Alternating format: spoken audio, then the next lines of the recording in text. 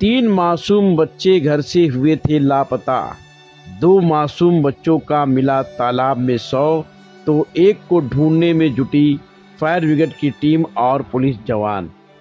दरअसल मामला Shanti Nagar police station के अंतर्गत पिरानीपाड़ा की है, जहां 20 नवंबर सुबह 10 बजे से ये तीनों बच्चों को ढूंढने में इनके परिवारजनक के लोग लग चुके थे। लेकिन जब ये बच्चे नहीं मिले तो मामला शांति नगर पुलिस स्टेशन तक पहुंचा और तीनों बच्चों के परिवार ने बच्चों की मिसिंग दाखिल कराई और इस बीच पुलिस भी इन बच्चों को ढूंढने में जुट गई। जहाँ देखते ही देखते औरला देवी तालाब से खबर आया और खबर के दरमियान पता चला कि एक बच्चे का शव इस तालाब से बरामद हुआ। परिवारजनक के लोग जो है घटनास्थल पर पहुंचकर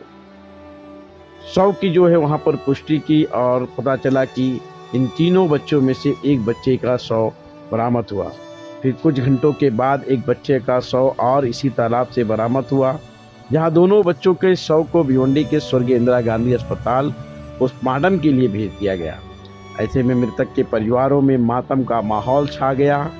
लेकिन भिवंडी निजामपुर शहर महानगर पालिका में हर बार सुरक्षा को लेकर सवाल खड़ा हुआ, खासकर इस तालाब को लेकर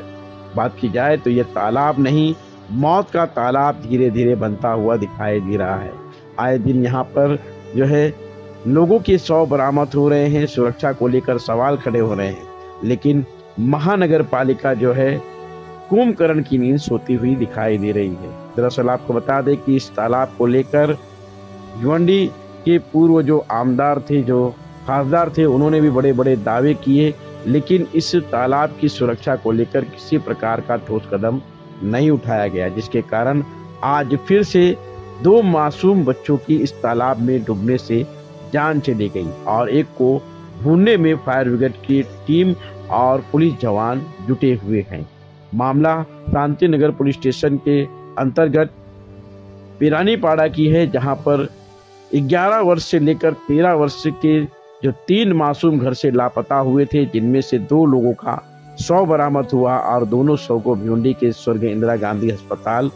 पोस्टमार्टम के लिए भेजा गया, जहां पर मृतक के परिवार में मातम का माहौल देखने को मिला। आसपास के रहवासियों ने महानगर पालिका पर आरोप लगाया, खासकर औरला देवी तालाब में जो सुरक्षा वहां पर तैनात नहीं है।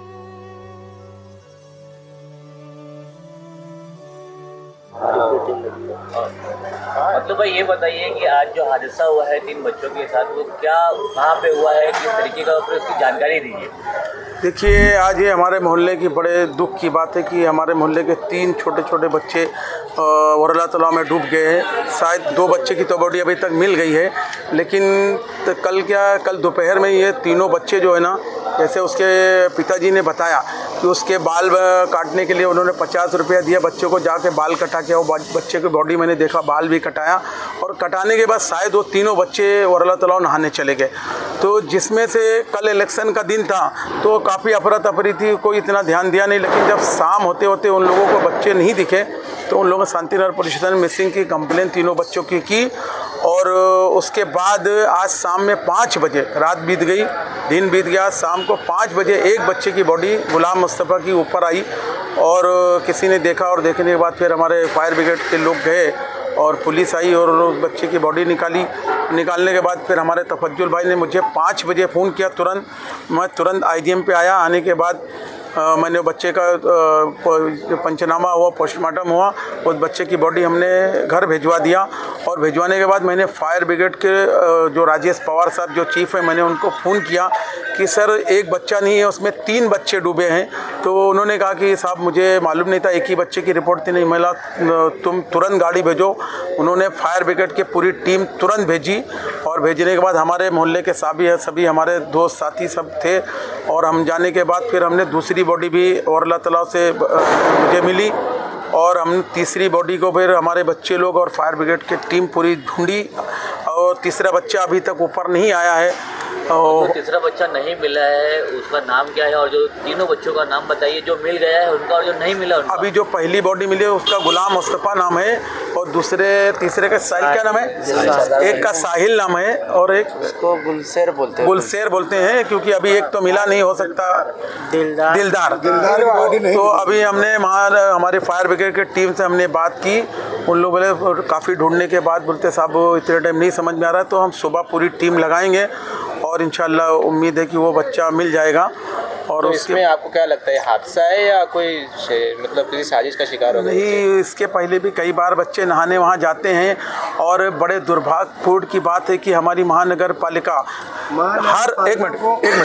महानगर पालिका का बार बार वोट आता है 1 करोड़ 2 करोड़ वर्ला तालाब को बनाना है। मैं आज अभी सब गया हूँ, अंदर गया हूँ तो देखा हूँ इतनी बुरे हालत, इतनी खस्ता हालत में। मैं कमिश्नर साहब से मांग करता हूं कि उनके परिवार को 5-5 लाख रुपए की मदद दी जाए, और मैं सरकार से मांग करता हूं आपके माध्यम से कि सरकार भी उनको 5-5 लाख रुपए की मदद करे। उनके परिवार को, गरीब बच्चे पावर लूम चलाने वाले हैं, और वरला तालाब की देख रेख अच्छे से, उसकी बाउंड्री होना चाहिए, उसके अंदर गेट होना चाहिए, ताला होना चाहिए।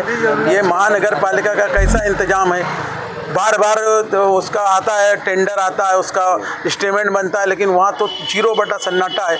तो मैं कमिश्नर साहब से मांग करता हूँ कि ऐसे कई बार आज से अभी मुहर्रम के टाइम भी एक बच्चे की जान गई है, ऐसे बार बार जाते रहते हैं। तो मैं कमिश्नर साहब मांग करता हूँ कि उसकी वॉल बाउंड्री अच्छे से, वो उसके अंदर गेट लगाए जाए ताकि ये कोई अभी ये दूसरा कोई हादसा ना होने पाए। और उनको मदद की मैं कमिश्नर साहब से गुजारिश करता हूँ कि उन तीनों परिवार का, अभी 2 तो मिली है,